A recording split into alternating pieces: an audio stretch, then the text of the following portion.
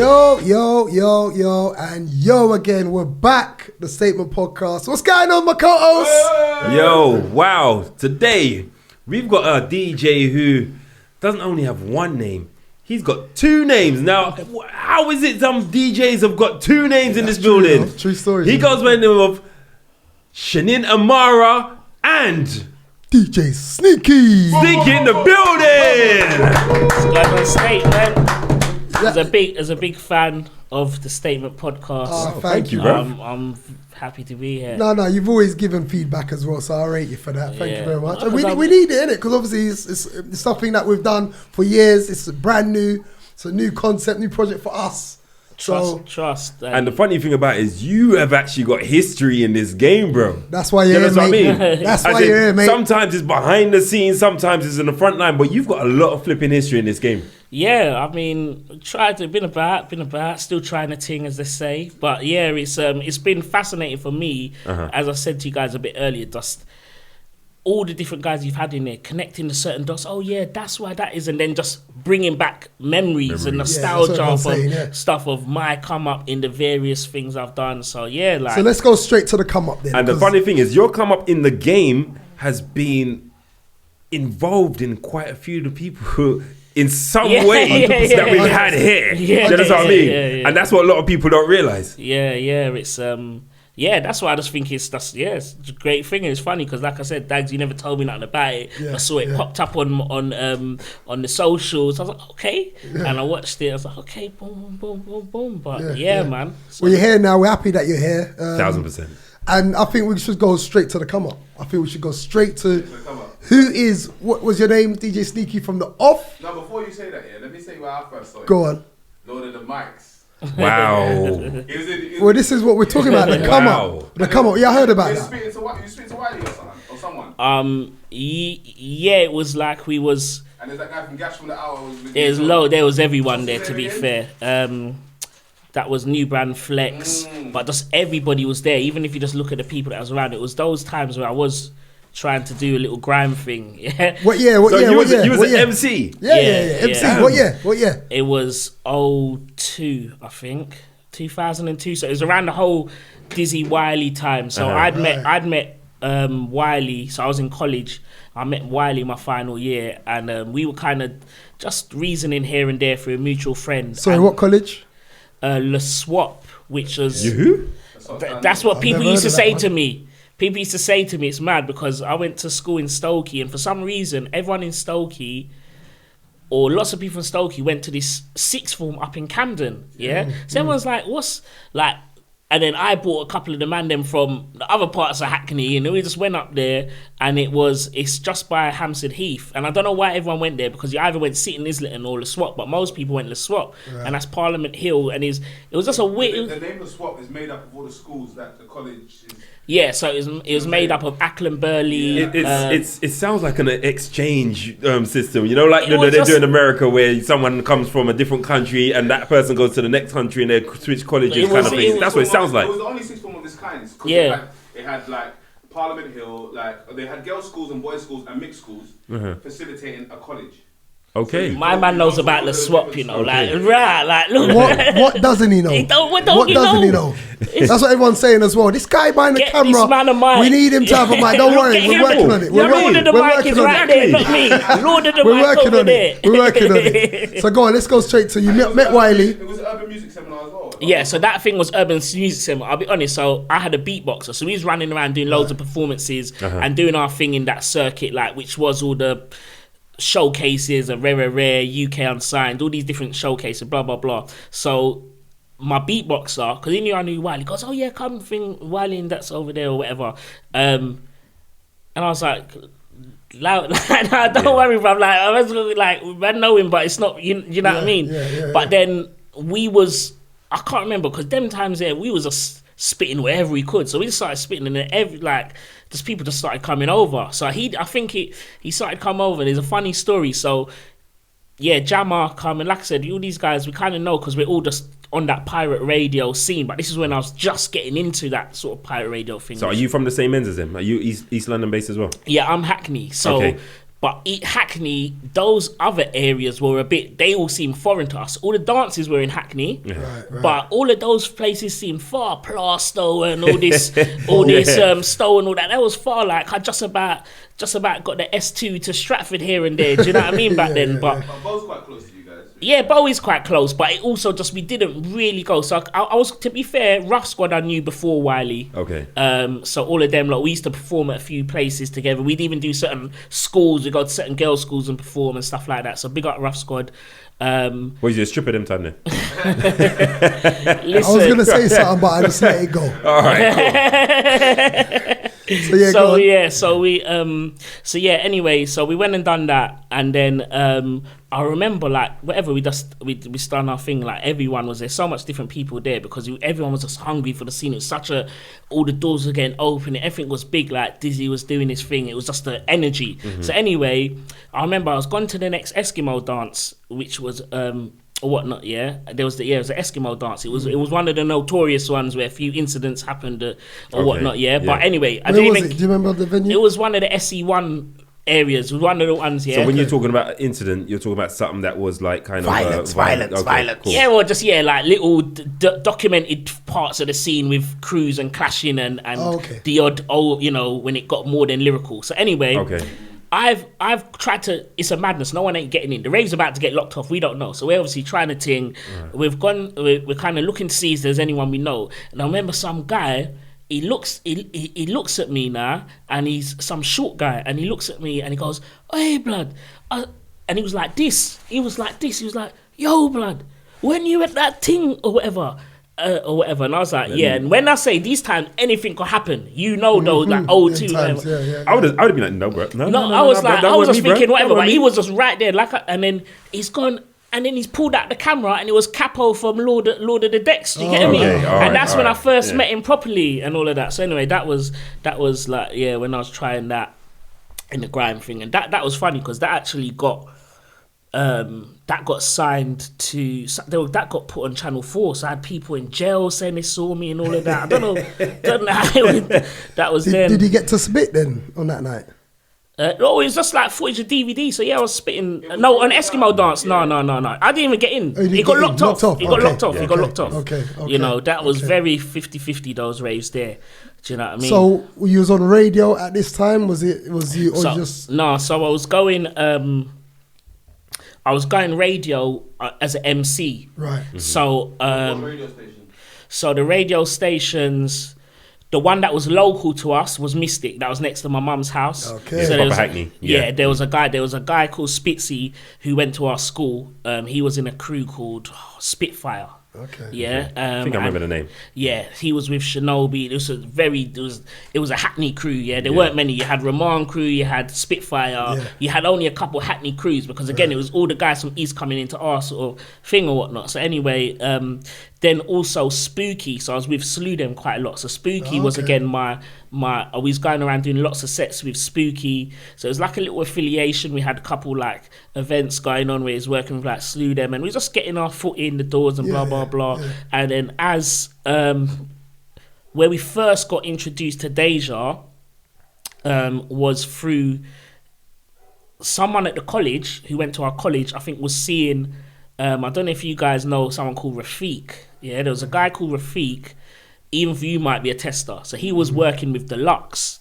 So Deluxe, Debt Collectors, which was Deluxe, Rafiq. Rafiq was like the guy behind the scenes, and then there was One Samurai. Right. Yeah. Yes. So yes, so when we've gone to hit, so although the little we're trying with the grand thing. So they've kind of found out about us, and then we're going to his studio down in Mile End, where that's where now all of the MCs were there and whatnot, because Deluxe was very in with the whole management of Deja.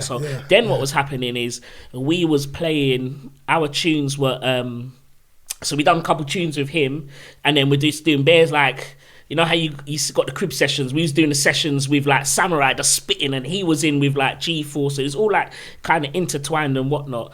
And then I remember that because it was with Deluxe, his tune, everyone was playing the tune on Deja. So them times there, Deja was like one extra or whatever. You know what I mean? It was like 100%. I remember like girls were messaging me, "Oh, look, you're listening to Deja," because they can hear our name. They know we're bait, we're known in the ends, but they're saying you're listening to Deja because like all the entertainment crews are pulling up our tune 5 times, and all the people who are meant to be, all of the different people are playing the tunes and whatnot. And then so it's like, wow, this is sick. Like, do you know what I mean? It's like, this is sick. So and then what happened with Deja is, again, with the whole grime scenario, it got too wild to manage. We all know where it was. So they done the split. So then that's when I now was going to go to, and everyone's talking about Deja too, because that's all the MCs, blah, blah, blah. So again, as Moonlight said in his one, where I connected up with Diesel, and I wasn't Diesel, and I don't know if Diesel and Deluxe had a little falling out at some point, because I think Deluxe might have taught Diesel, so I don't know. But we kind of went in our own thing, and we was like, yeah, cool. We went to say Diesel. He goes, Diesel goes, Sneaks, I want to make some new Friskies, yeah. And he goes, because now the station is split. Speak about Frisky at that point. What was he doing? Frisky was the guy. Frisky was the urban guy on Deja, so he was doing all the late night shows. We all used to listen to Frisky. Go to bed and wake up. Go to bed. Big up Frisky. So Frisky did that, and like I said, big up Frisky. I talk to him on a regular basis to this day. Explain though what he used to do, just for the history. Yeah, so he would do just everything. So he would play slow jams through the night. He would do like 12-hour shows and all of that. So he's playing slow jams in the night, and just, in the morning, waking it up, and everyone. He was a part of East Connection. That was like, it was obviously Deja's in-house R&B guy urban guy for a number of years.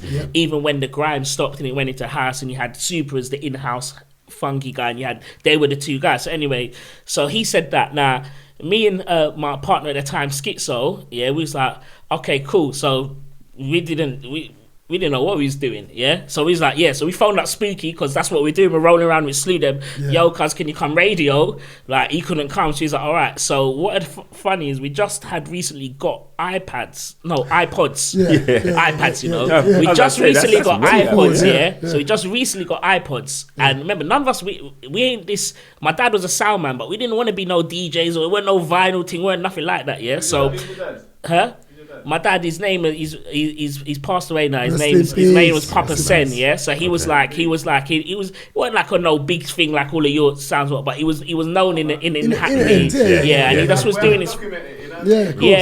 Trust me, rest in peace to my dad. So when we went there, I thought, okay, cool, like.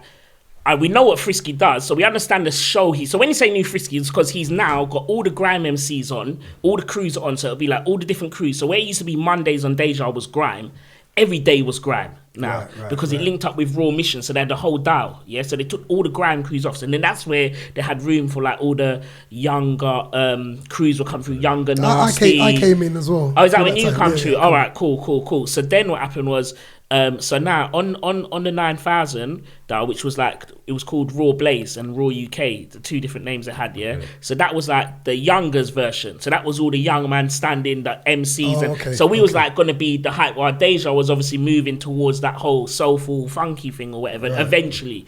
So when he's told me that, I said, all right, so we got these iPads. Like, well, I've seen, because my dad's got, in his room with the pool table and all the records, I understand the logistics that you got the aux and you got the whatnot. So we said, all right, so the iPods had the dock, and it was a big thing. When I say Diesel didn't even know what it was, Diesel used to call it Apple. You got the Apple sneaky, like it wasn't even known as a thing, So we just loaded up the docking station.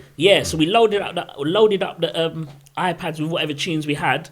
Went to the thing on the 2 decks. We just put one dock, and we just plugged them into the 2 channels, and then we just started presenting, and then we're just selecting the tunes from the thing, and then every day we're just linking gal. We know, can we borrow your CDs? Like importing all the slow jam CDs, Like we're just teaching ourselves. Even at the radio, because we're just straight 12 till 12 every day. We just went in at the deep end because it was 12 till 12 every day, 7 days a week. Was that Frisky? I remember. We was on 7 days a week. So was Frisky show on and then he stops and then you? No, because Frisky was on Deja, because remember the frequency split.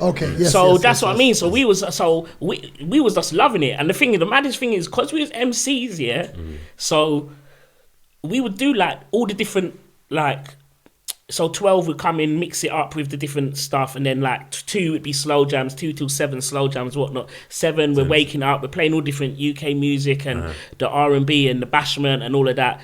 And then we just start flinging on instrumentals and just spraying up the bars like every morning. We spraying up the bars. We just So at this time, was you S-Click now? Yeah, or? so we were sneaking Schizo, S-Click. You know what? Since it's been going on, I kind of realized, I thought, so I'm guessing. So even like, is that why you're called S-Click? Sneaky and Schizo? Sneaky and Schizo, Right, S-Click. okay. Yeah, so then. So hold on.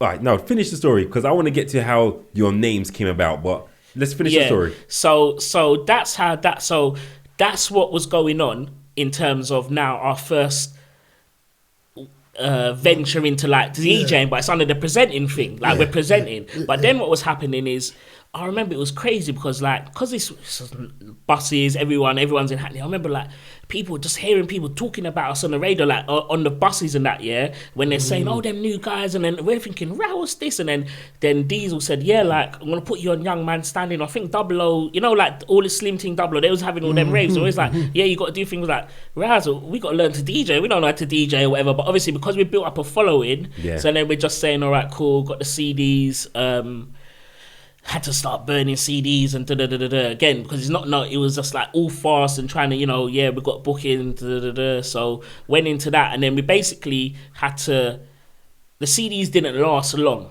because it was long for me, like CDs, so we actually become one of the first laptop DJs from early the mere fact of music and selection and whatnot. So Tractor and all them before Serato didn't even exist. So it was just like one of those things. Were you involved in the LimeWire days? LimeWire, Napstar, everything. I wasn't.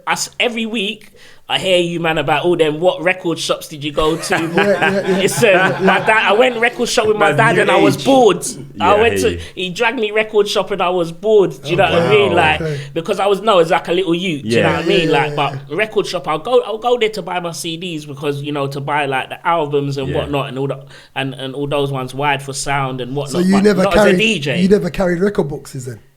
Never carried record boxes, no. What did you feel like when they used to say that DJs used to be like, LimeWire DJs, Napster DJs, and all that? Yeah, you must have got it, no? Do you know what's mad, It's because we used to get a lot of white labels in that, And I remember this is what's so mad about it, that like, because we had a lot of hype because we was at the time, we was a bit of an age gap with Frisky because we was, back then, when you're like teenagers, the age gap now is not really much difference. You know what I mean? So everyone's just like, right, you guys are mad. You're doing all the same hype pranks and blah, blah, blah. And we're ailing up Frisky because we don't even care about DJing. We want to be MCs. We're just them guys. Do you know what I mean? And then I remember that like when we went to the, like, how can I say? When we went to like DJ, it was, see, like the hosting and all of that. We didn't really know about, like, we was presenting. We didn't know about hosting on all the mic stuff and whatnot. So when we would get like promos now, we would get white labels from all the grind, man, and we'd link them. I remember them times it wasn't even email. Man's getting bus to go Limehouse and link Rough Squad and all of these and get CDs and then go get this off Dizzy and like it was crazy, So we would get a vinyl and then we're playing a tune and then we're playing a H-Town tune and we've got to reload it. And man would just flick to phono and spin the record to do the wheel up. You know what I mean? So like that's because that's what we was doing. We bring our little 1-2 vinyl, like, because we was just who he was. And also them times that everyone knew man as MCs because of all that DVDs like Risky Roads and all them things there. Someone showed me the Risky Roads thing the other day. I hadn't seen it since 05 where we were spitting on the Risky Roads thing. So everyone knew like what you do basically. And anyway, it was good in it, and so we then had to like teach ourselves to DJ properly with the CDs. And like I said, when we did go onto the laptops, it wasn't like quick, I guess. It did take a while, but the CDs were just so long.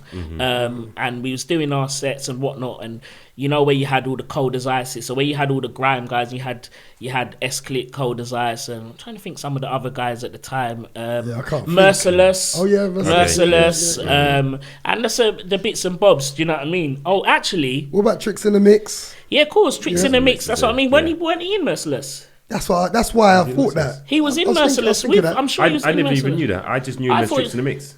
Tricks in the Mix and Snagger, they was in Merciless. That's what I mean. Yeah. Okay. Yeah. It's funny, actually, because the person that actually first gave me my break before all of this, is we went to go perform. This is what's mad.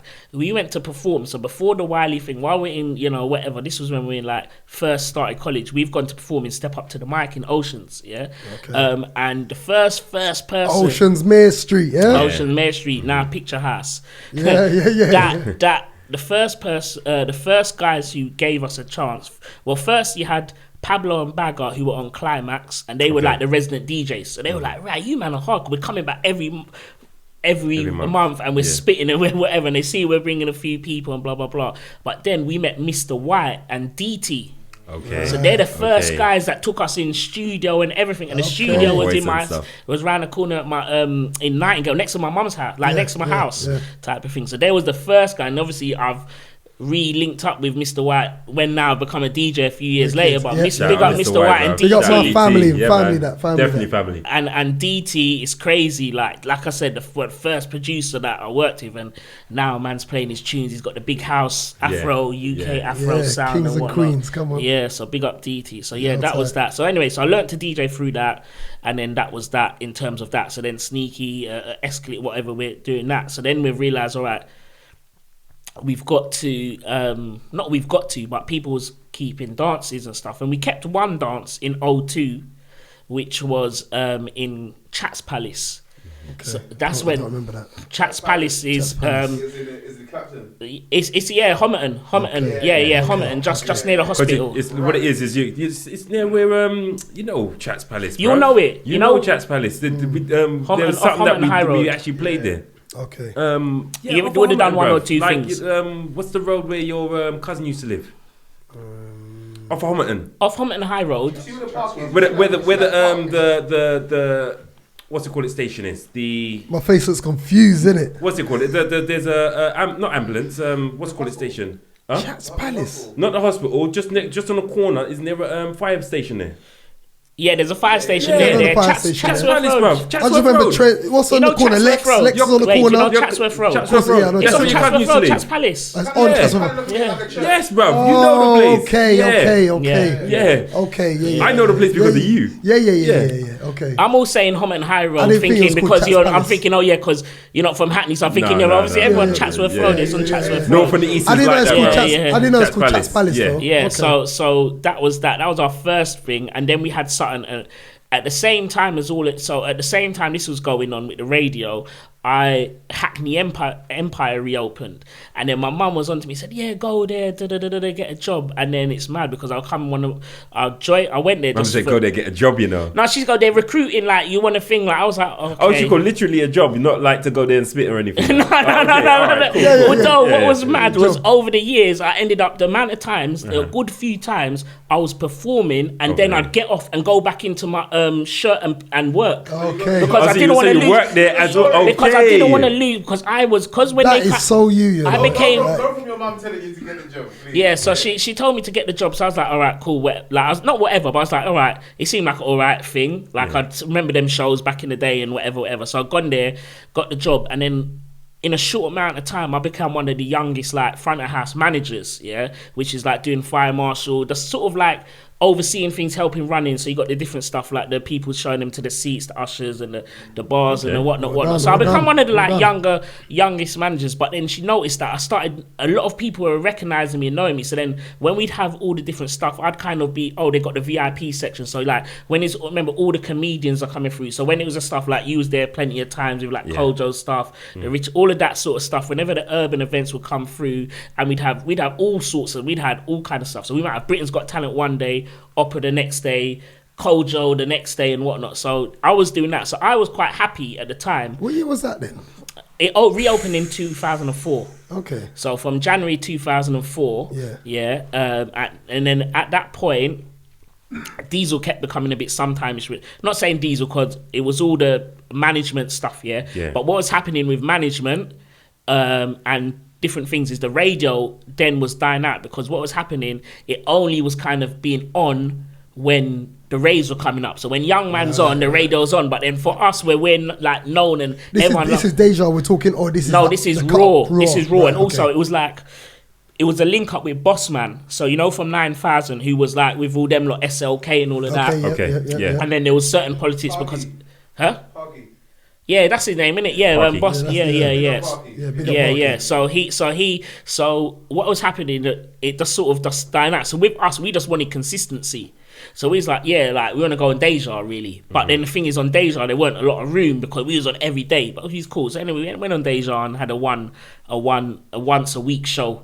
But it was popping because How did that process happen? You called Sting? cool. Fatal. What about Fatal? Big up Fatal. Big up Fatal, Fat Long time, Albert, I see. big up Fatal. So Yes. Fatal was He was a hard worker though, grafter on that roof, Fatal making was a sure the proper station joke. was on. Fatal was a joker, yeah. So Fatal, when on the 9000 dial, I didn't even know what Fatal looked like because man just used to speak to him. All right, if the radio comes off, call Fatal. So we're there, blah blah blah. DTI locked off. Okay, call Fatal. Talk to him, blah blah blah. So I'm sure actually Frisky was involved as well with that engineering and technician side. It ended up, even by the end of it, my brother was abseiling down a thing for Frisky. Like, it was that. After all the times come on, because it's just the progression of all of that. That was funny. My mum used to be vexed when she heard about that he'd be going and abseiling down the building because my brother does all martial arts, so he's very flexible and stuff. Okay. So my Frisky recruited him one time. Turned into a stuntman, yeah? Yeah, trust me. So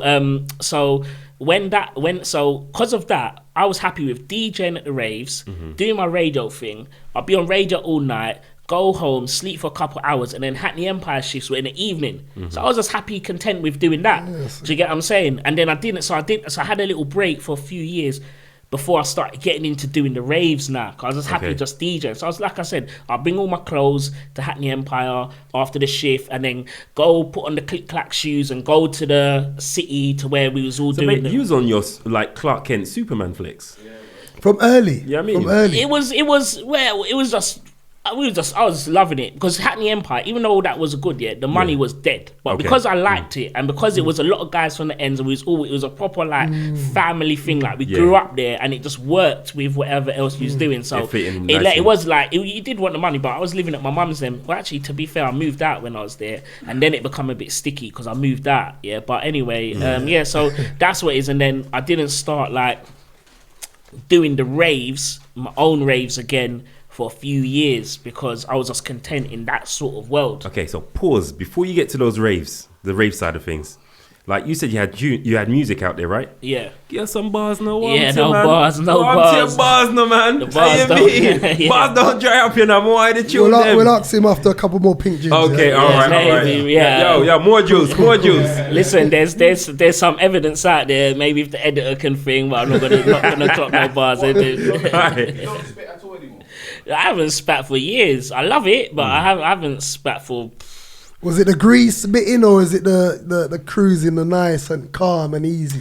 Do you know what it was? It was mad because we was doing rap at first. Okay. Because like I said, we was with Samurai. But then what happened is because we was getting booked, and before we got into that, the radio thing, because the shows Deluxe was getting us, there was all this bling, Palace Pavilion and all of that stuff, yeah? So we couldn't go there and do rap. Do you know what I mean? Step Up the Mic, we could do rap. So we then had to get into the MC thing. And I looked at like that as a different art form because you saw like it was the whole sort of like MC was different to rap then. Do you know what I mean? What kind of rapper was you? Was you one of them? Yeah, man, my name is Sneaky. You know what I'm saying? And what kind of rapper was you? It was UK. It was all UK. All right. Because you know them times there was still rappers I with can't lie. American So, accent. see, it was my birthday the other day. Yeah, I'm bad at WhatsApp. So I was getting back to some WhatsApp. Yeah, terrible. You got me, yeah. That's it. So I've only got one phone though, so that's why, yeah. So anyway, when I've gone to this girl showed me a video and they put out the Risky Roads footage, which I hadn't seen for time. So when I've looked at it, I just thought, let me look at the comments, yeah. I see someone put, Sneaky spits like Kano, I got gas. This was like that. Wow. I got gas, like, I'm not gonna lie. Screenshot it, you put it up on your stories? I screenshotted it and just, I didn't put it on my story. I just screenshotted it to just rainy days, you get me? But it was funny because those times there, I was really into it. And so then, we went into the MC thing. So when we're MCing, we definitely, me and Schizo, because there was 3 of us before, but then it was like me and Schizo, 2 of us, we was very much on the back-to-back flow. Yeah, because what was happening is some of the shows we were getting, we weren't doing loads of radio sets at the time. So only where we went into that whole scenario at the Raw Mission, we weren't getting our bars out there that much. So what we had to do is we're going places where a lot of people that are known are performing, but they don't know us. So our thing is we was practicing and doing the back-to-back flows, and not just like on the last bar. It'd be like in and out. Okay. So you see, like when you got the intricate stuff that I think Kane and Getz did a bit later on, but see when we first, because we had to do the stage presence because they didn't know us. Right. Yeah. See, So when you they don't know guys each kind other. of were like Jadakiss and Styles then. We was trying to do that. Jada and Styles, like Locks was a big influence for me. Okay. That's what I mean with the whole passing of X, R.I.P. Like, honestly, Simmons. all of that Yeah. time, Simmons, those them early. The Yonkers, the Locks, like that, I was just all over them from the start. So so that's how it was, man. So your first rave. Let's go back. Let's go. Not first rave, but when you started doing Before your that, raves again. I want to know how you got your name. Oh, yeah, you're Sneaky. on that, innit? You're Yeah. on that. Yeah, so basically, I was with two longers. Yeah, so Schizo was tall, and the other guy was tall. Yeah, so I was just the short one. So it was Sneaky. It was three of us. So it was Sneaky, Schizo, and it was Sniper before. But this was before radio. So Sniper kind of left us. We had to be honest, we were all close from. We were close from primary school, and there's a lot of people that were close from primary school that we're still in contact with. But we kind of when we fell out, 20 years later, we've linked back up on social media. Thought that was an idiot thing type of thing, so whatnot. So so I was just like the short one compared to them, and even our beatboxer was tall. And then I had the little squeaky voice, so I was like the little one. I was just like whatnot. So that's how that was. So it was. Dagz told me it's because like when you was like younger on the roads and stuff, like they used the little pickpocket and stuff. I was. Don't listen. Yeah. No. Don't listen to me. I chat Yeah. No, it was. But obviously, I've called you on. But everyone said that. Why are you sneaky? Like, imagine meeting girls like, why are you sneaky? Yeah. Remember, you hold a lot of history. Like you've done the whole. When we talk about DJs, and this is what the podcast's about, as you know, just bringing back like behind the scenes as well. Things that we've grind done. side of things. So for you, you've done radio, you've done dances. I've seen you slog and work hard. Yeah, you know? see me with them boxes of flyers on the night bus and all of that. That's where I want to get to now. I want to get to yeah. like the part where like People the drive. could miss you in the whole like nighttime thing when you're giving out your flyers and stuff. Yeah. But he was Non-stop. always there. He was always there, always there. Yeah, Active and just busy, and And your do you know what- relationship with the venues as well. I want you to get into all of that. Yeah. So like, what was mad is the difference with. I guess there's certain comparisons, but what was like then is Sneaking Schizo. We was popping. Yeah, so we was popping in the times when it got to like Hackney Central and all of those stuff. It's like all the Super Butters' raised. We was there. We in the room twos when. About that, man. Huh?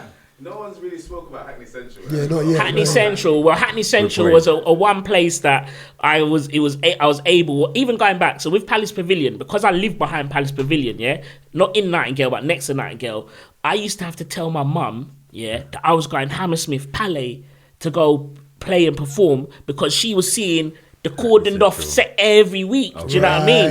Because it was so much. So she didn't want me going Palace Pavilion because she hadn't seen Hackney Gazette every week. Murder Mile. Exactly. Murder Chimes Mile, and they Palace called it. Pavilion and Rare and That was the everything. name of it, Murder Mile. It was. Knew it as. So Buds, all them places Moonlight was talking about, man was in Buds, man was everywhere. And like I said, we was from the ends type thing. So we was all from the different schools in Hackney and whatnot. So then what happened, like, when you're popping, you're playing at these places, but also you still had, even though it was popping, we still had to like earn our stripes. We still was giving out flyers for Next Man and all of that. Do you know what I mean? Whereas like now it's a different day and age in that thing. And I think, right, even though we had the big platform on radio and whatnot, we still was just earning the stripes. So yeah, it got to that. So I had to break for a few years, like not break, but I mean, there's no time to sleep. Yeah. So what happened was the radio sort of, it was still doing its thing, and we was getting to like interview a lot of big artists, working with the record labels and stuff like that, and then so that our profile was raising, and we're getting to do some of the concerts and the stuff like kind of what you're known for a lot, Longers and stuff. So then I said it got to the point around, I think it was 2009, where the whole UK funky thing was popping off and whatnot. I said, okay, John Beat Freak Wow, a name I haven't heard for late years. John the Don Beat Freak, he said to me, Sneaky, if you do a rave, because we had this thing called Shanguli, which was from the grime scene. So it was like Shanguli was like, say like this, it could mean a few different things, but say like this mic's acting up and we're touching it, it's on a Shanguli thing, or man went on radio and I'm spitting in breakfast, like it's a Shanguli thing. So it meant a few things, so it come from that whole world. So anyway, so then John, so we said Shanguli, that was our little strapline, Shanguli behaviour, and then John is that actually a word? Shanguli, it is a word, it does have some meaning, but it was, where I got it was from the grime scene. There's a couple even dubs. I think Scratchy or someone made an instrumental. It's Shanguli dub plates and stuff like that. Is that it was just like a slang or whatever. Yeah. Okay. So he goes, you guys, because we had our jingles and all the artists would say whatever, 50 Cent, Shanguli, blah blah blah. He goes, when you do a rave, you need to do a rave called Shanguli, and that's what we done for my birthday. And we just made it Shanguli behaviour. It was a funny. I know you remember this little tiny spot, Fuegos. Yes. Fuegos. Yes. Yeah. I remember the name. Where was it? Yeah. It weren't a regular. It was a regular. Where was it? It was just before London Bridge on the. So if you're coming. Club. Small little club. If you're coming from south and you go over London Bridge, and then instead of going straight towards Liverpool Street, you bust the first right. Yeah, as if you're going to, and then it's on a side road. Tower Hill kind of. Okay. So anyway, no, Tower Hill's the other side. No, when you turn right, it's Tower Hill. Left, straight is Liverpool Street. Wordsmith first. Huh?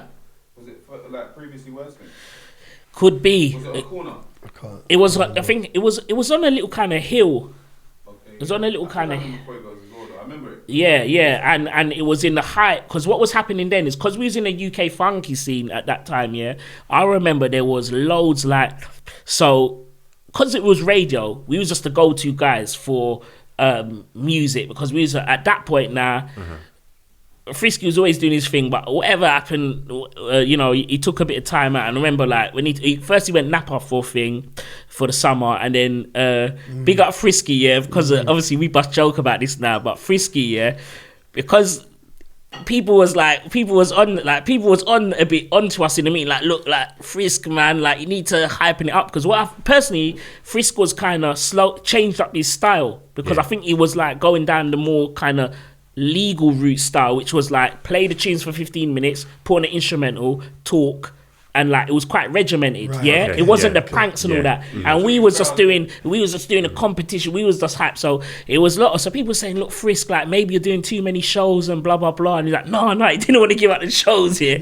So anyway, he went Napa, and then he tried to put, this was mad, this is when I met Jay Keys. So he put Jay Keys, who'd only been on the radio for a couple of weeks, he said Jay Keys was gonna cover all of his shows like 5 days a week on the Deja. So obviously that lasted about half a week. So then me and Schizo, just boom, we was on a Deja every day. Do you know what I mean? So we just on there every day. So everyone's coming. So now what we was doing on Raw, we was doing on Deja every day. So we're just boom. And obviously Deja is reliable. It's on. That's how the labels started working. That's how I'm meeting all the people. So Moonlight I knew from before, because he was making tunes with Deluxe. That's where I met Moonlight, because he was making tunes with Deluxe. But people like all the Hanifs and the Elliots and whatnot, that's where I started making those connections, and they knew we were the little grafters. You're talking about Hanif, you're talking about promoter Hanif. Hanif, cool. So and to this day I'm still doing big raves with him and stuff, which is not even to this day doing raves. I would never think back then that I'd be doing raves with Hanif. Do you know what I mean? Type of thing. So so big up H-Bomb, big up Louis, Smooth, Too Smooth, they're all tight units. So when when that point, like 08, 09, we was the guys first champion in all of that kind of the UK funky stuff. So I remember people like, like when the MCs and stuff were doing their thing, and like Head Shoulders, those guys, some of them were from the area, and we like first ones to play them on radio, along with people like Jay Knox and like people like Zest. When he goes, Sneaky, look, I got this thing, and he had jumping with the skank. Obviously he wasn't known at that point, he was just the host. He goes, you know what I mean? Was he on the Play's world at that time? So Play, we was working with Play a lot. We was actually in talks of Play GEnts. We was going to join Play GEnts actually around those times, and I think it wasn't any particular reason why we didn't. I think it was just like playing them was supporting us. So Cold Sets Play, all of them lot was supporting us. So the first Shanguli, we had like a mad amount of PAs. We had so much in that small little fuegos. We had from Malika, Lady Nye, who we went college with. So she had the big tune with Wookie. We had the MCs. We had everyone come through, and then that was our thing there. And then I think. So then, we done that Shanguli. I was knackered after that first one. I was just so shattered, and and then I kind of had not a long break, but I was like, boy, I don't know if I could really do this. I'm happy just DJing and rare like or whatnot. Do you know what I mean? I'm happy. It can take it out of you, especially if you don't make the type of money that you think you're gonna make. And all those kind of things. Because you do the calculations and whatnot. So exactly. It was on the lineup. Oh yeah, because the lineup was. When I look at it now, that's important. Come on, key. Do you know what though? The lineup was ridiculous. Go on. Because it was just I can't like when I say it would be like Kismet, Celebrity Super. It was just like 100 names. Do you know what I mean? Like on this one, we figured it out when you had to. When you thought you had to anyway. And then listen, them IFBAR flyers were ridiculous. My designer was so happy when I stopped doing it because the IFBAR flyers were like. The leaflets, and you open it and you got all the logos, and it was just 40 whatever names, and it was crazy because when we would do the raves, when I saw them flyers, I'm thinking how. But we would do stuff like we say, cool, like Celebrity would know for playing his garage, so we said, cool, Celebrity Super, a quick 20-minute shellings a garage, because really and truly. So you're getting a cheaper price because you're doing 20 minutes. Not really. I mean, to be fair, how do you gonna pay all these DJs on this flyer? I remember these flyers. No, we double spread. No, but do you know what? You probably know as well. Like you do get mates rates and things like that with people, because remember with me, I've done so much people favors and so much. Even now, I remember I was gonna do a certain. Because there was also a time when people used to just put names on flyers as well. Yeah, exactly. And you weren't one of those guys. No, definitely not. Because I saw, and then no one didn't come to us with the heavies. Like I saw the heart. Nobody was saying, coming for my cancellation fee. These don't give you mates rates. Yes, because come on. Via Elliot Ness, but the mates race was there. All right. No, so love. Big up Elliot Ness. Elliot Ness, the girl and bless. Yeah, no. So it was. Yeah. Talk about the IFBAR days then, because that was in my head. That's 09.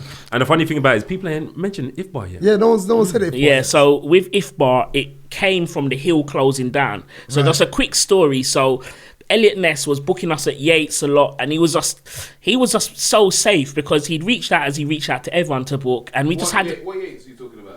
Yates in Stratford, when he had Stratford, and cause that's where, and he was obviously doing all the stuff. Remember when him and Stepper were just so busy? Even you guys, everyone was just busy. Everyone's running around, rare. So he's the one. So I'm seeing him quite regular. So we're going to think quite a lot. Maybe because it was in Stratford, it was like he saw we was bringing quite a decent crowd and whatever. And he said to me, because he'd given us so much work.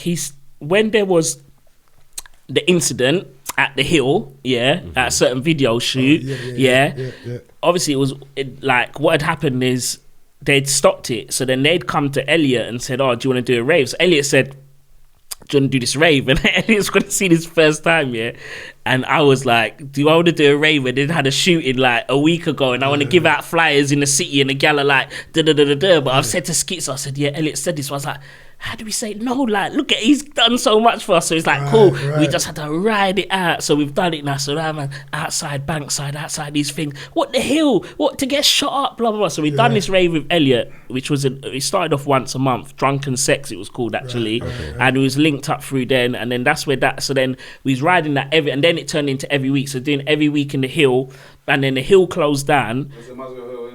Muswell Hill. So the Hill closed down, and then I done a one. What was funny is we said, let's try a thing, So we done a one quick rave. I had an idea, So Sting had just bought the bar in our area in Stokey, Chemo's. It was called Chemo's at the time. Now it's Windrush, So his name Chemo after his daughter. And I said, you know what?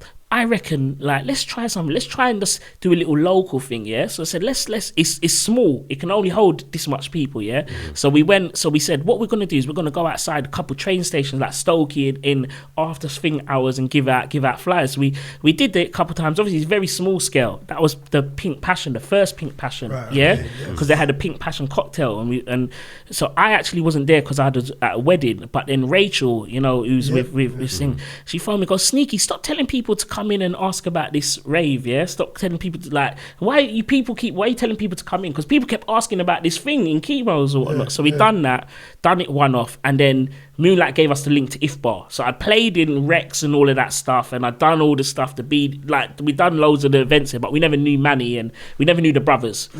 So I got a date in Ifbar, and I remember, cool, done our thing, started promoting it, Shanguli, we know, confident, cool, that's all I needed. And I remember that Manny called me, yeah, these times I just met, he goes, Sneaky, yeah, so what it is, Bushkin wants to do a rave, Heartless want to do a rave. So I was like, okay. He goes, yeah, I want to do it with your date or something. I was like, what are you talking about? So then he goes, you do, you know, he talked, man, he goes, you do realise my club holds 1,300 people, yeah? I was like, no, it don't. But I mean, I know you can fit a lot of people in with that garden. But I was like, no. I goes, yeah, but I was like, yeah, we're not. He's tried to say about doing a link up. I said, obviously, Bushkin's, you know, he's legendary. Like, I weren't as tight with Bushkin as I am now. Like, me and him is really close now. But I was like, what are you talking about? Like, I've been put out the thing, and if you'd done it before I'd put any promo out, spent any money, I'd done 1,000 CDs by then and whatnot. So he said, look, anyway, he got through it, and I remember I'd done the rave, and then at 10:30, now what our angle was is I was playing at Ifbar a couple of times, and I saw people didn't go Ifbar till like late, till from 12 onwards, yeah? And then I was like, cool, to get people there, we said, because them times there, the tickets wasn't, online tickets was a myth, yeah? And the tickets wasn't, I mean, it was. So you're selling physical tickets? We're selling physical tickets, but really what we said what we did, which was a risk, is we just said, look, we're going to do guest list. So £10 before a certain time, £10 before 12, or £10 for 11 or whatnot. And then at 10:30, we got there on the first day. And as you can imagine, like Manny's first, 10:30, the queue is into Ifbar car park, and they got one security. And this was on the third Friday of the month, Wicked. And then that was my first rave there. And then it was a struggle. And then he goes, Sneaky, like, it was real, Manny. And he goes, why am I going to give you a Saturday when you're doing this on a Friday? Like, you're breaking the numbers on a Friday or whatnot, type of thing. But then I went away for New Year's with my ex at the time, but Manny had offered us a Saturday, but it was the first Saturday after I come back from New York, which was a birthday present for my ex to go there for so these times, like, while she's sleeping, I'm up on iMovie making videos, and when we're on the Empire building, I'm getting her to film me on the phone, like, Ifbar this Saturday with the tower in the building, like, I was proper, it was all of that. So then from there, like, Shanguli got big. It was just like, you know, for that, what that was, and I guess people would say at that point it was like the younger stuff, because obviously you had all the guys like you guys doing your thing. Yeah, we were doing RRP with RRP, Goody and Lloyd. You lot smashing it up, and we knew what was going on, and we just had our thing, which was just stemmed a lot around the, like, you had the main set. Like, one set was the most expensive set, which was the funky set. So you'd have a Pioneer or a Hot Stepper with like 8 man. You like all them big guys, all the Trillers and the Funky D's and the Riscos, and that was that. But then we also still had the Carlos and Kismits and all of them in the room too, in the cave. So anyway, we've done that. And then what's mad is, like, a couple months later, I ended up running the diary for Manny. Wow. So he took me on to run the diary.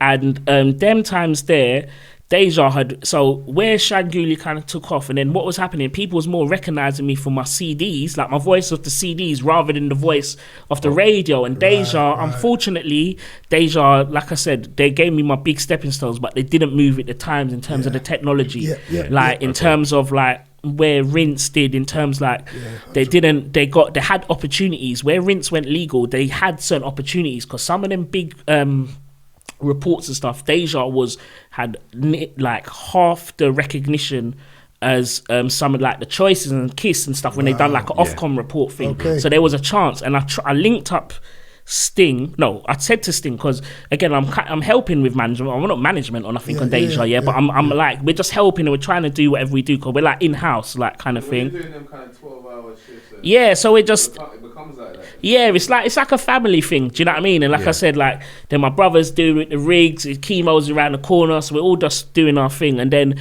they said this woman who got what was it? What was that thing called in Stratford? Was it Urban Development? And they had a lot of clients, so they had Rinse FM as a business client, they had Aftershock, I think, as a business client, and then they had artist development. So they was giving like all those artists that were getting like Adidas sponsorships. So it was like the first signs of PR and all of that stuff.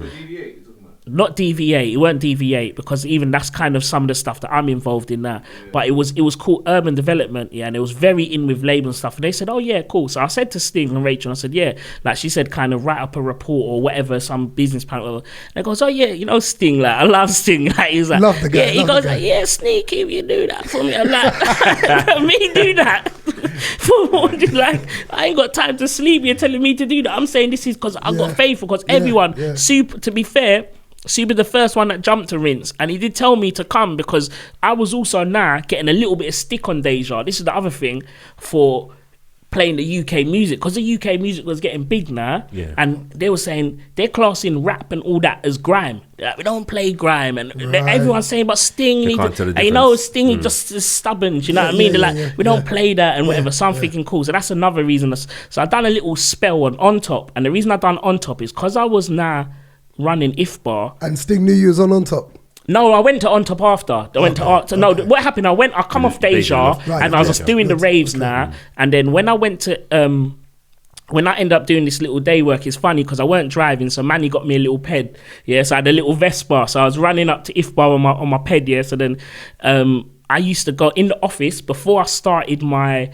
Sui hollered at me, and before I started, these times I joined when CK Flash and what's his brother name? Commander B. So basically what happened, it was like a nice signing for the mornings. It was On Top had just got CK Flash, Commander B, and then Sneaky, and that was like their new mornings. And then they had the technology to do it from the club. So I used to come in the morning, have our little setup like this, do my show, had the IFBAR phone there for promoters ringing and whatever. I used to do my show for the first couple of hours. Man, it was cool like that. And then I was just running the diary and stuff. So that's that IFBAR scene. Do you know what I mean? Yeah.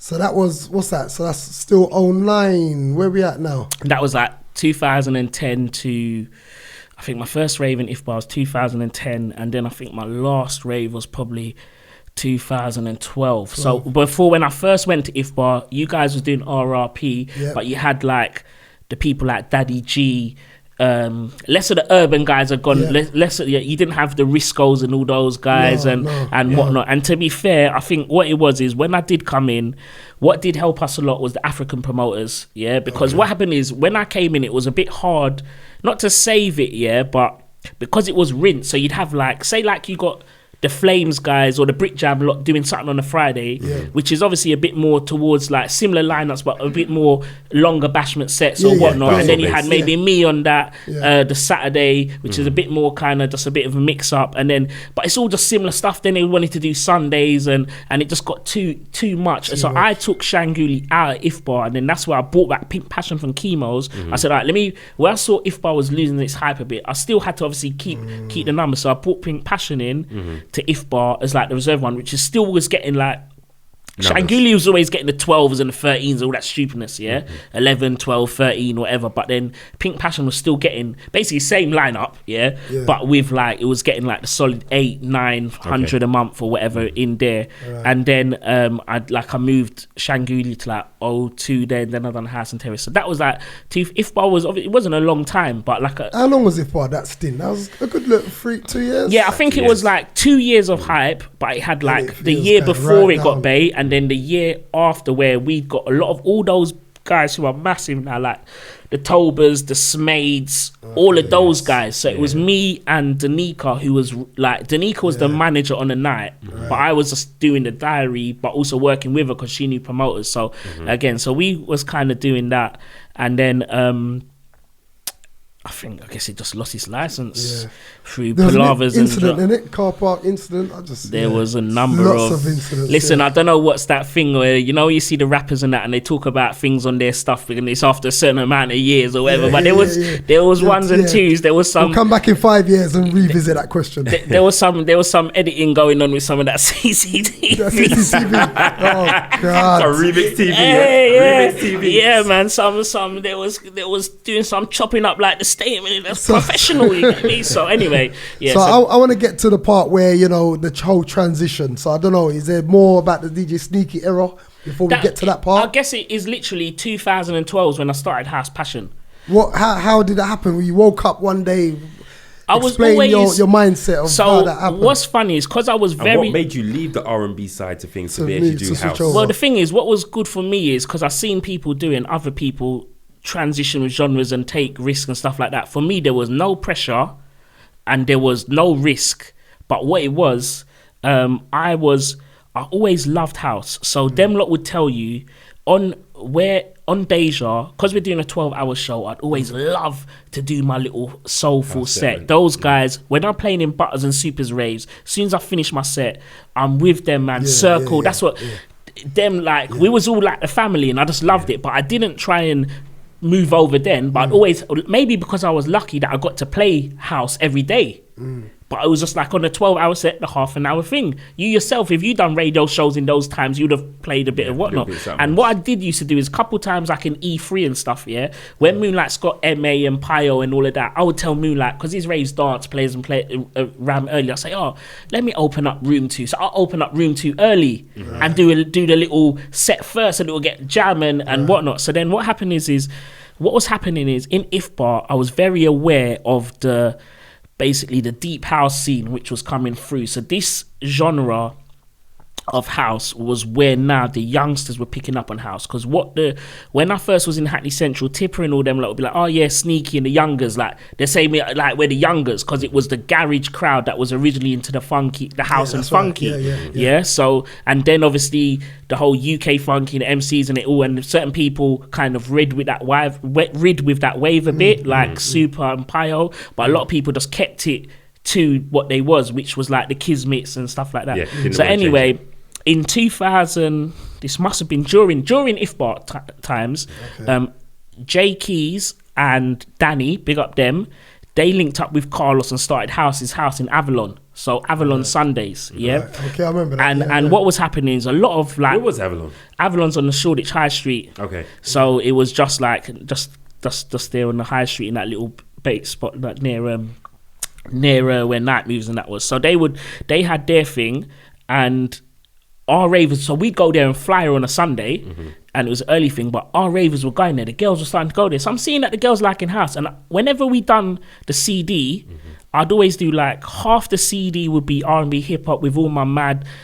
my mad intro versions and acapellas and all the different stuff. And then the second half, then it would be like bashment. But then the last 20 minutes would always be like the house section, because I loved it. So I was like, I saw the thing going. I was like, I used to talk to Moonlight. I was like, I know, because I used to book Mark Radford and all that in IFBAR. No one was booking Mark Radford in IFBAR. And I'm putting him in room 2. It was big P's what man was giving him for those times. But anyway, like, I was always doing that. And I said, I'm sure I could do this house thing.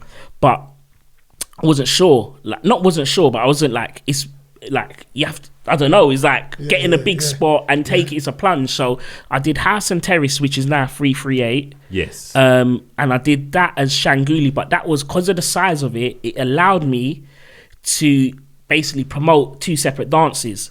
So Shanguli was all the stuff we talked about, all the DJ Maximums, all the funky MCs, the GEnts and everyone and blah, blah, blah. And then I had the House Passion Room, which was at the time was like, so Mad Demlot had just started Audio Whore. So it was like Majesty, the Kismets, Mark Bradford. So it was like his old house rave. So that was in Greenwich, right? That was in Greenwich, through the Blackwall Tunnel. So everyone knows it now, Studio 338. And that gave me the chance to see, okay, like, people are on this. And I remember my mix, which I'm doing the mixes as DJ Sneaky, so I'm putting my DJ Sneaky jingles on the house thing or whatnot, and everyone loved the CD. And then I can't remember what DJ was late, but I was so gassed because he was late for the house room. Okay. So I think Radford was playing. He goes, "Want me to play on?" I said, "No, let me just jump on." Got my laptop, boom, with the Serato, and I jumped on, and I done a little 15 minutes or 20 minutes before Kismet come, and then so that's where I started it. But I had the backup of Shanguli. Yes. So then, cool, I done that, and then I went Malia for the summer, 4 months, and I went Stephen C, who's cheeky, Eskimo Dance and Audio Hall. He took me out there, and I was playing in the main club. I split up with my ex, and I was meant to go. She allowed me to go for a month, but because we split up, ended up going there for 4 months. Wow. Was played in like the main urban bar, which was called Lush. You split up with her because of that. You was like, well, time, you know what? bro. No, you know it is. I'm not coming back. Yeah, no, we're done, babes. What was mad is like Go on. when the year before I done Napa for a couple of weeks, and them times in them popping days at IFBAR, like I was playing, it was everyone. That's why I see when you've had your Quincy's and all of them like cameos, everyone. It was like, you know, whatnot. It was all popping, and then but them 2 weeks was a nightmare with her. So I was thinking, how am I going to do a month in Malia? But anyway, ended up doing 4 months in Malia, and ended up actually playing in one of the commercial clubs, which was like the main white club on the island.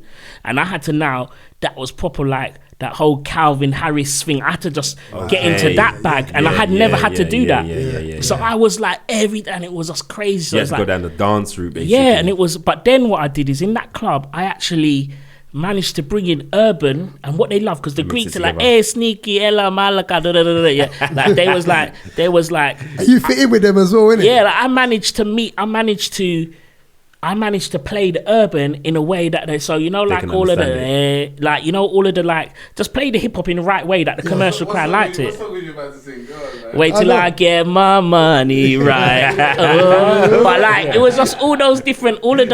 It was just the way you did it, because it was the times of like pass out and those things. So you could do it, and you just and because also do it smart. because you had to play like 3-4 hours as well. So I was playing all Kings of Leon, everything. So it was a nightmare. So I done the 4. Sounds like a Luminar club, mate. It was like a Luminar club. It was, and also because all those clubs in Malia, all those clubs are free. So you play one couple dead tunes, they're out of there because they're going to the next one. It's just a constant going. So it was a pressure. So we ended up keeping. So they went from not trusting me to giving me the last set, which is like the last 2.5 hours to hold them all there. So then come back from Malia, that was RS Lounge Times. Oh, Wow. So I'd already played at RS, and because Treble, who was linked up with us, so I'd done the bits and bobs here with, you know, and then RS, who was it? George and Hot Stepper had every Saturday. So cool. Went in there. I'd done Pink Passion VIP because Sorry, was you under Hot Stepper's wing at any point of your career? I saw the thing what Alizé said. It wasn't nothing like that. But what it was when What did Alizé say? Let's clear that. What did Alizé say? Alizé had them guys had their they had a deal. There was like his residence on everything. Right. Okay. Yeah. So Alizé said it. I mean, everyone could see it, but I guess Alizé said it was like an official thing. I just thought, cool, you're under Hot Stepper's wing, or not wing, but you guys are doing your thing. You work together. So everything you do, blah blah blah. You can see it with lots of flyers today. Yeah. So Hot Stepper just I guess Hot Stepper paid attention. He used to listen to us on radio a lot, and we used to get gas. Obviously, he's on Choice FM and whatever. We used to like that, whatever. But then when he saw the numbers we was doing in IFBAR, that's when we was getting the regular bookings. Then you know what I mean? Eyes wide. That's how it goes. That's what I show people. Like you can't like. Everything you do now it's a multifaceted thing as a DJ, maintaining your brand, blah blah blah. But nothing shows more than when you keep a jam dance. You know, then people are coming for you because they book you on what you can bring to their because you see all the MCs and you see all of the big DJs, the GEnts, the Invasions, all of that. They're on every flyer, so they're coming. Do you know what I mean? Them times it was very same type, like in terms of that. So it's like your brands your brands was for itself. Yeah. So you bring big food to the table, they want more food. Yeah, so when I come back now, we done RS. I done RS and done a couple. I done Pink Passion VIP. I remember I done something the Essex Boys launch, and that was cool. And then I was like, I need to do another house rave. And then Stephen C, who I'd now got close with from the summer, he got me the garage in North Holloway Road. Garage down the road. Yeah, so we got garage. And before that actually, I'd done a collabo. It wasn't House Passion, but I'd done a dance. We started a dance with someone called 100% House. Okay. So that was with there was a few of us involved in that. So big up Charles from Other Word. It was Darren who does 100% House after I left. Maybe we'll touch on that politics. But anyway, we started the 100% House thing, yeah. And they brought me in because in Hidden there was one room for R&B. So they said, Sneaky, you can come and like curate the R&B room and blah blah blah. So I said, yeah, all right. And then when we done that rave in Hidden, that was like the biggest rave Hidden ever had, yeah. Right. And it was just ridiculous. And I knew. What's the name of that rave? It was called 100% House. But the banter thing about it was, I done the R&B room, so it's 66% house really, but whatever anyway. Obviously, all I knew is that rave was jam. I knew how much people I brought to that rave. Your input, I brought so much people. I just knew already. Like I know when my phone is BlackBerry days. I knew boom, boom, boom. It's a no-brainer. Like I knew what was going on, and I was like extra hungry. I needed to do another one or whatnot. So I said to Darren, these times now, Shanguli had moved to Inc. in O2 and whatnot, and I said, O2 ain't got no dates. I said, look, I need to do and he goes, look, I got a date in Scala next, but I gave him this advance notice, so I said, oh, the thing is, he goes, look, I got Scala, because everyone's excited from, say like all of us do the rave, but say there's another couple, all of us are excited because we had the big rave and it's the first launch and it's a madness, it's big, like all Destination House and all of that straight away. So we're like, cool. So we're all excited. I just knew I just was do anything anywhere. So I said to him, look, I know you ain't got an R&B room, but trust me, I'll bring you house people. These people are Shanguli ravers. They've like that era of deep house. It was the youngsters, it was the trainers, it was the Brick Lane, the Shoreditch, it was that culture these were my ravers. So he said no, and I said, look, I explained to him, I ain't got no peas. I'm gonna need. So then Stephen C got me garage, and it by chance it was on the same day as 100% House. Oh, wow. So what do you do? So now I can talk about this now, innit? Yeah. But there was a little bit of politics with, not with Stephen C, but with Darren. Look, Darren, you know we've got love for you, D, and we're all talking cool. to the camera. What camera's D, on? Talk to Darren. What camera? Darren is a big part. No, because me and Darren chop it up and we bust joke, we catch joke. But there was a lot of politics back then with certain. I got, as a partner, I got kind of pulled into it sometimes. So where Stephen C had offered me the date, Darren, I had to go on the same day as him, basically. And then it happens, And I remember he had at the time, he had Radford exclusive and Carneo exclusive. Carneo just popped off. And he's in Big Scala. Okay. Right. And I was in Garage, and I still had Lance Morgan. I had the guys at the moment, Lance Morgan, Carlos Aries, Adam Cotier. I still had all those guys, but like Radford was the godfather, And I remember that Radford goes, I remember even talking to Lance, because I used to book Lance. Lance used to come to Ifbar, and he'd been on a couple of my flyers, has done the dance, and I had them thing for a while. He goes, when I holiday, he goes, boy, you know the prices changed from then. I go, listen, don't worry about that. Just make sure you bring your gal like I knew, because he was the sweet boy. Do you get me? He was like the slick in the house scene at that time, Lance Morgan. So anyway, I done my thing. So I was the underdog, and it was a bad day at Scala. Scala was empty, and Rest in peace, Scala. That day, no, because we went back, so we linked back up after, but it was animosity. We weren't. I was just flexible. I'm so easygoing, but obviously it got to that, and Garage was ram. Boom, boom, boom. So he's like, all right, now we need to get back in Hidden. But these times what I was doing in Ifbar is a bit what Darren was doing in Hidden. So he was the gatekeeper in Hidden. But then Hidden had things like Garage Nation and all these people like my partners and whatnot.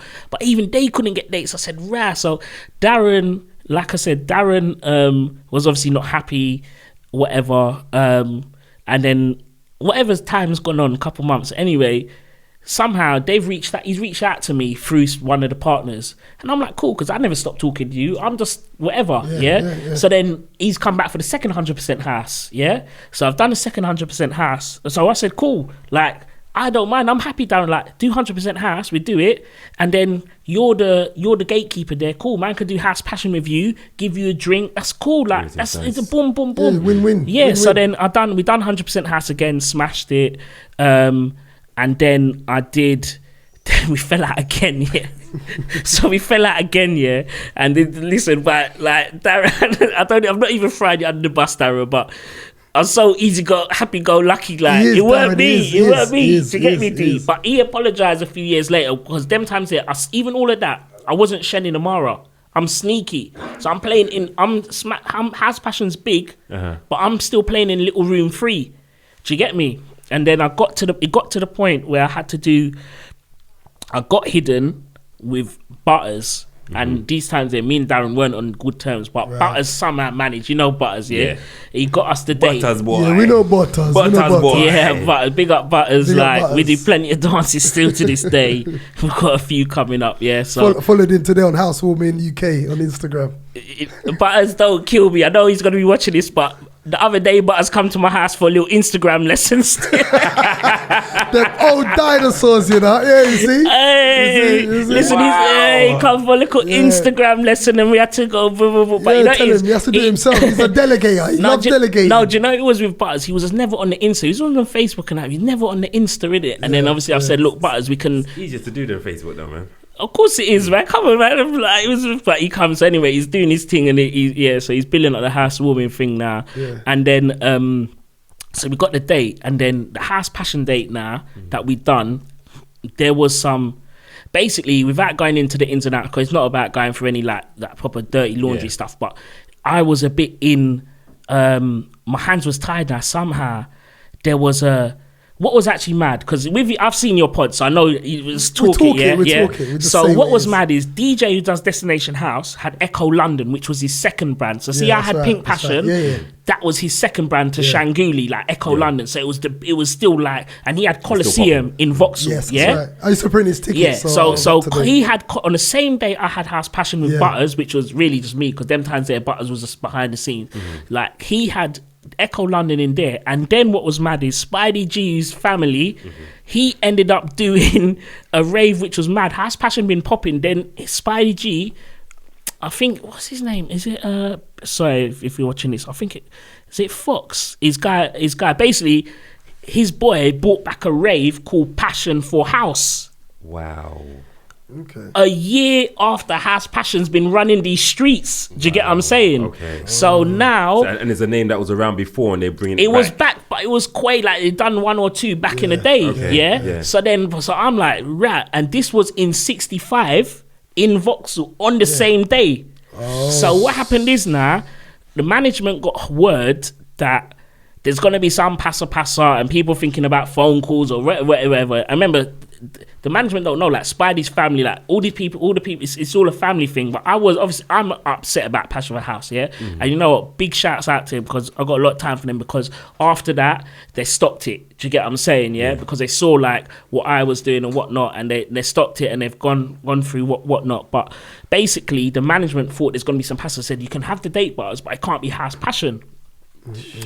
So now I'm like, okay. So then what Butters said, you know, Butters with his ideas, he goes, look, you said you was gonna, dealer, innit? Because at that point I thought, you know what, let me try a little thing in my real name, because if I could even get a one booking a month for a 150 extra on top of what I'm doing is sneaky, like Shenin Amara, it sounds a little bit like a 30 house name. Like I said, let me just whatever. So Butters knew I was going to be doing that, because I wanted to play, man. Like I always wanted to play, but I was like, cool, if I do it this way, and this was the new generation of DJs that were coming through, the Lances and the Majesties. I said that's my real name, Right, okay. Yeah. That was my next question. Yeah, so that's my real name, and it's funny, as I say in a lot of interviews, people ask me my real name more now as Shenin Amara than in the sneaky days. Yeah. Yes. So Butter said, all right, we can't do House Passion. So his little idea was, all right, why don't you brand it something about House Passion presents Shenin Amara, or some Shenin Amara presents thing. Basically, it was a Shanguli thing. It was House Passion, but we had to mask it to them. It wasn't. So the CD was House Passion, the jingles Shenin Amara, whatever. But the post, for the sake of the flyer, they might see it. But if you listen to the CD, it's a House Passion CD. It's House Passion. Yeah. But we're masking it. But because of that, I had to put my name in big, a bit like when Super was busting, and he put his name in big with all them big garage man or whatever. So anyway, done that, and I destroyed all of them. Do you know what? Again, The funny thing about it is, I was waiting for some big story about, you know what? I was thinking about it for how long with the change of your name. Yeah. There's not really much of a bing story about it, is it? No, because this is the thing. So then, It's like a spur of the moment, on the spot kind of thing. well, what it was is I was just saying it like I was just like planning to just do both. There was no pressure. So what was happening? So for that next year, at least a year.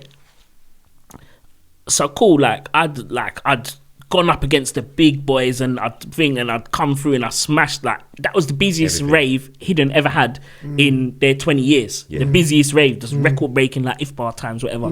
So cool. Then Hidden was closing soon. Then I've done a Hidden closing party. Then went on to like the bigger venues like Sidings Warehouse, and then there's all like the Scalas and that sort of journey. Then and the Coronets and blah blah blah.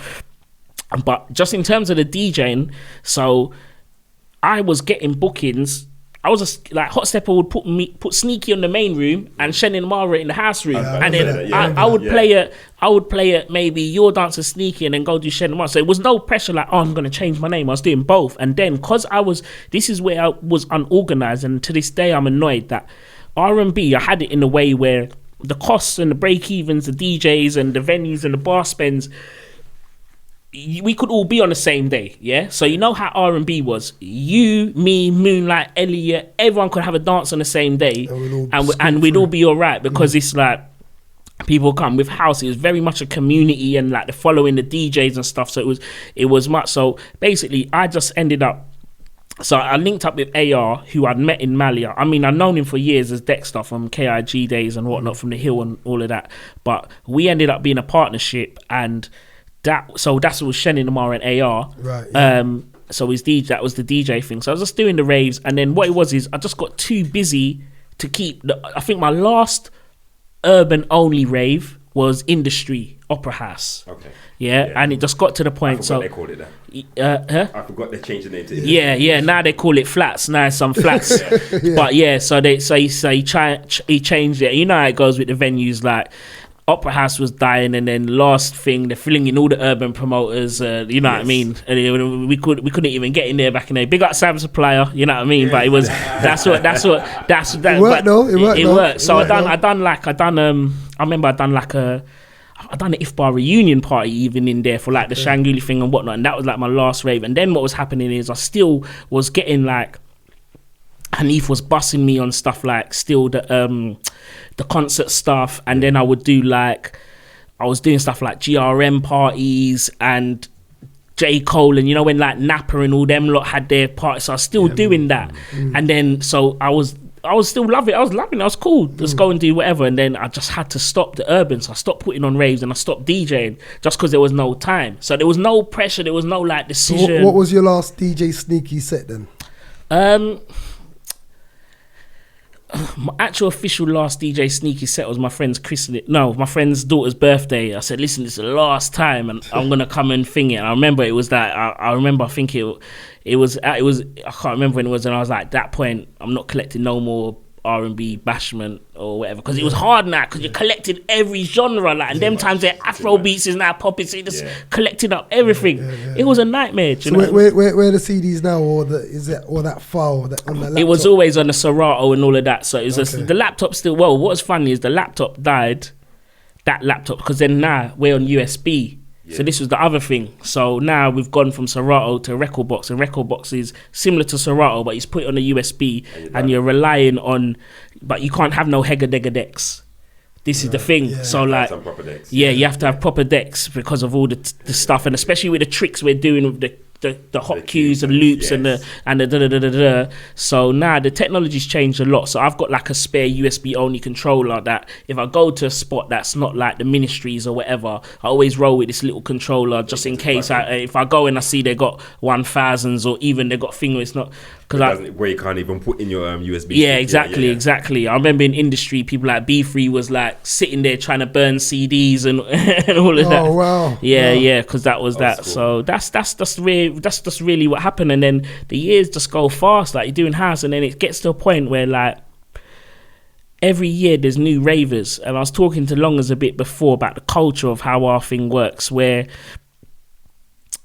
with house, why house like it's very much people follow your sound, and like we was talking about breaking new tunes, stuff like that. With house, they want to hear, they do want to hear tunes they know, but also when you play a mad tune that they don't know, it's mad. And then you get to mix it, and when you do the tricks, and me and AR are very known for our tricks and like the techers and stuff like that. Yeah. So they was expecting like our intros, they'd expect the jingle and the hype and all of that stuff. So with like the house side of things, it's just years have just passed, and then like every year there's a new bunch of 18-year-olds, and the difference is like when I'm hearing all of your stories, which are obviously taking me all the way back, and why I like this podcast is we're documenting it because it wasn't documented. That's right. Yeah, it wasn't documented even down to like just the technology. So even now, if there was, I could be look at my memories of Ifbar and my stories and all of that. Do you know what I mean? None of that's there. It's not even there from Hidden. Do you get me? Snapchat come after Hidden, so Snapchat come from like Coronet days. So like true stories, man. True stories. Yeah. So that's what I like about this. It's like, and that's the funny thing about it is you've been there for so long, but a lot of people still don't know who you are. But then they say, "Oh yeah, I recognize that dude." Well, the thing is now I'm the old man. Now they all call me the old one. It's all banter from the DJs like, or to the ravers, because there's ravers like I'm seeing even now, like there's like girls, look at these Essex girls and stuff, and they put like 22 on their thing, like they've been in my raves for 5. These lot all had their fake IDs from 5 years ago and whatnot. They're like, Shenin, like, so a lot of people like in our scene, in our particular corner of the house industry and stuff like that, quite a lot of people would come, and people just go through their different journeys. So some people would come to our raves week in, week out or whatnot, and then they might move into something a bit different, like they want to hear, so they might go into a bit of a techno route, or they might go into the minimal sound or the ins and outs, and like they've had their little phase. So a lot of DJs say and like they say I kind of grew up listening to your thing. I'm thinking, right, like when I first came in the house scene as a DJ, Shenin Amara, I didn't watch Face because everyone that like I always paid homage, them man, the circle, them man, I always love their music. They always thing. They show me about it. We're partying, we're doing whatever. So sorry to interrupt you, but like, was there gatekeepers? Like you just switching and making that transition? Was there ones before you saying, "No, what are you doing?" This is the thing. Some people. There's a lot of bitter people. No, not a lot. I'm not gonna say a lot, but there's some bitter people that were talking the holy stuff about R&B DJ or something like that. Yeah. R&B DJ. Not even that. Bashment man. Remember, they just group it. Yeah. Even me, I'm bad. Like I tell people, it's an R&B dance, and that's just group for multi-genre, urban, whatever you want to say. That's what we call it. It's an R&B dance. So I'm holding an R&B room on the poster where you can only put certain amount of words. I put R&B, ETC type of thing. Yeah. So I was the Bashment man. Yeah. So for certain people, they're like, and these are people who's not. So where the people like the Hot Steppers and those that Hot Stepper obviously embraced it. He embraced it. But some people people think, because you're friends with Audio Hall, they brought you in. It wasn't like that. Stephen C. Majesty, they'll tell you like we had to earn our stripes. It got to the point in Coronet, we done a rave one time. We was playing at Audio Hall Siesta one time. It was so mad that they had the big $5,000 DJ in the main room, and they had to have security along the whole of the bottom because you couldn't fit anyone else in that upstairs bit. Because what happens with house, this is what's like the conventions, like you put the set times out. If you don't put the set times out, your socials, everything's blown up. They want to know when Longers is on at what time, so I can plan. I'm going there at 2:00, that room at that time, and do you get what I'm saying? Yeah. So that's what that is. And like I said, with the house thing as well, big part of it is like everyone records all the sets. Right. So what happens is that so when you're so even before they're 18, they're seeing us obviously on the socials, but they're hearing our sets. So as soon as they get their ID, they're out in abundance. Do you know what I mean? They're out in abundance. So then you get the thing about, okay, cool, like your crowd's young and like the same thing I was getting in Ifbar, but it's like if you want to maintain numbers, you've got to be relevant for that. Go with the times and then try and do that. So then a place where I do a lot of my dances now, which is ideal for me for that respect, is Fire and Lightbox. Yeah, that's right. Your place. That's your spot, man. Because the way the rooms are, you got a lot of big rooms. So it's not like Brixton Electric where you got the big room and a small room or whatever, You got a lot of rooms at like 600-700 here, 800 here, 600 here, 300. They got like 7 rooms. That's like what? Not Victoria. Vauxhall. That's in Vauxhall, yeah. So that's it. I think it's a just around by the bridge. During the week, it's an alternative club. I think. During the week. What do you mean, open-minded? Alternative, yeah. No, mate, that's during every day, mate. Every day, yeah. Because it's every day. When I go and sorting out the money in the safe here, we're walking past all sorts of fetish parties, and I go into my dressing room, and man are getting it on, and all kind of it's open. Like that's the last club left there. But with Fire and Light, because it's not easy to fill that either, they will have multiple things. So they'll run like 5 events at once and split up the smoking areas and blah blah blah. So yeah, obviously Vauxhall itself. So that's like the last one left. Because we done closing parties at Area, Hidden, 65. They've all gone now. All the clubs are gone except like Fire and Lightbox. So Fire and Lightbox was now I was able. Coliseum as well. Yeah, exactly. Coliseum was like one of the first ones. So with Fire and Lightbox, what I managed to do now. So now what I did is I started. Then now I'm getting from when I first started those young Shanguli ravers from 2012 who were the young ones at IFBAR. Nowadays, or in the last couple years, I should say, like 3 years ago, they're saying like, oh yeah, Shen, but your raves are too young and House Passion and thing is too young and blah blah blah because this doesn't they want to see with the kids, and also like it's very drug culture with because also now our crowd's very mixed, so you're getting like a lot of that sort of it's just a mixed crowd, cosmopolitan and whatnot. So that's where now Fire and Lightbox I was able. So I linked up. I brought in Rhythm and Funk, because we had the idea of okay, cool.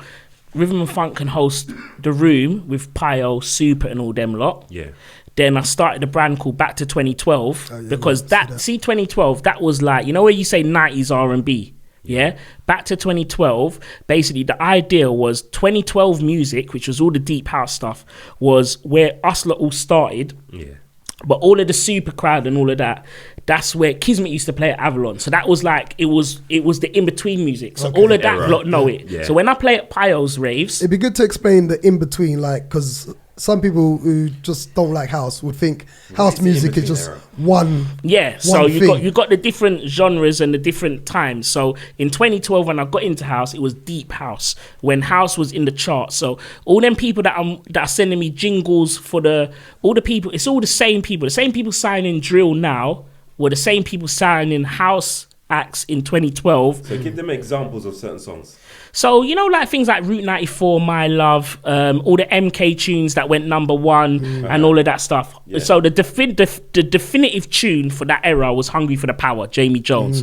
So Jamie Jones is like the guy for that. Yeah, he's like the GOAT of that sort of thing. Yeah, so all of his old deep house tunes, and even to now, he's like the biggest out there. He's probably on like 30, 50K a show, running around, living on airplanes, as they have been for the years. Do you know what I mean? Where's Jamie Jones from? I swear is he from Wales originally? Okay. But a big part of his culture was being in Shoreditch, coming to thing, and also in Ibiza and all of that sort of stuff. So like coming and finding it type of thing. So Back to 2012 was about so then the way the music was set up. So then the Back to 2012 guys, so the guys that were big in that era, like they're still here today, but the guys that were associated with those sounds, like the Adam Cotiers and the Mark Radfords, the B3s and etc., they play in there, and then in the main room. Well, it's the main room, but it's still similar size, like same size really, room 2, would be like myself, Majesty, DJS who does House of Silk, so like Jerome 6 who does Rise, so like all of us sort of guys who are playing more upfront, contemporary, tech house and mixing it up a bit. So that's what was good about it, and people could come and then people could just enjoy different parts of it. Do you know what I mean? So have you ventured into producing? Yeah, so that was a big thing. So when I linked up with AR, one of the main reasons, because he was a producer. So because that's a big part of dance music. So our tunes have been doing the rounds. And to be fair, since I left him a couple of years ago, where I've just it's got extra crazy busy. Yeah. So like loads of stuff in the, it was busy when we was with him, when I was with him, but where like I was the main promoter, he was the main producer. So do you know what I mean? It was like it was a good build. Partnership. Yeah, it was a good partnership, but yeah, like where I've left him. So it was say now you two are partnership, yeah, you do everything together, and then I say, yeah, come do a dance, yeah, me, you and someone, yeah, say me, you and Butters. The problem is now it's nothing to do with anyone, but you're a partnership. So then now your split's going to be half. So it just never made sense. So then a lot of opportunities made sense now that I was back on my own. Do you get what I'm saying? So then I was busy. So anyway, like, yeah, so the productions, yeah, that's a big part. So when we're shelling down the raves and stuff, the tunes are getting played and all of that sort of thing as well. So that's a very big part of it, like in terms of, because your identity, and when you're playing your tunes in your set and people know you, and they Shazam your songs, and like they listen on the SoundCloud, and Do you know who should get on one of your tunes? Who? Sneaky. A little jingle, a little something, a little yeah, verb. man. You never know. One day, man, this pink gin. You never know. Like, you never know. But yeah, like that's like these last few years have just gone really far since like, and it's.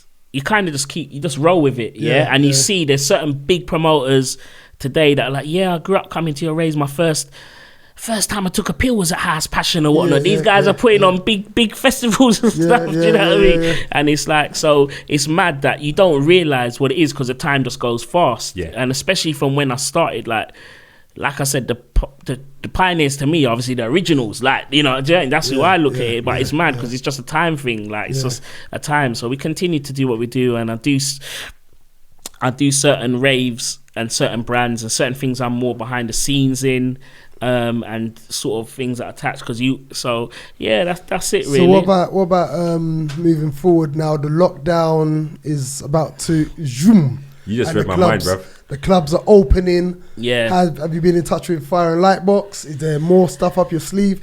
Remember, you was going to do Malta last year. Obviously, got cancelled. Bloody hell, that was a we won't talk about Malta. But the good thing about Malta, what is good about Malta, is what we can just say is cool. We was doing.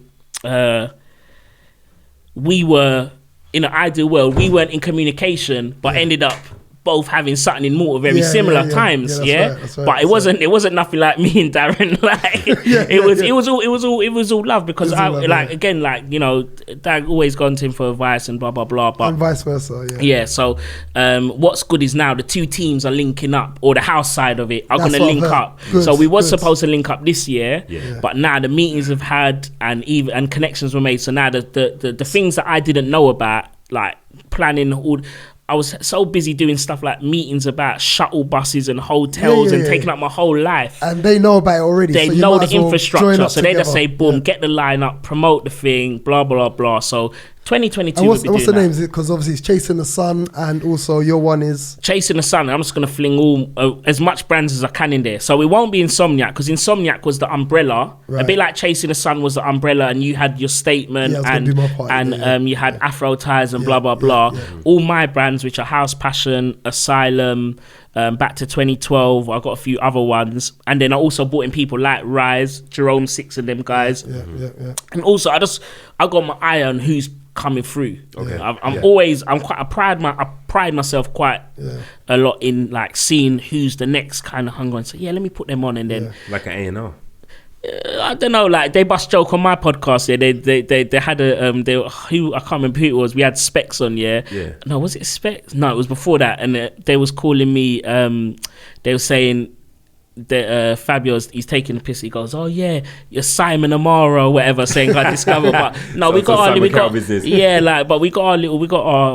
sort of to see who's going, because there's people coming through. You got to be aware of what's going on. Yeah, of course, and bring through the next generation. Yeah, and speaking of next generation, I want to big up Caden Dennis, because I don't know if you've seen him. He's a DJ, young DJ. He's 14. He's been DJing for a couple years. He's a house DJ.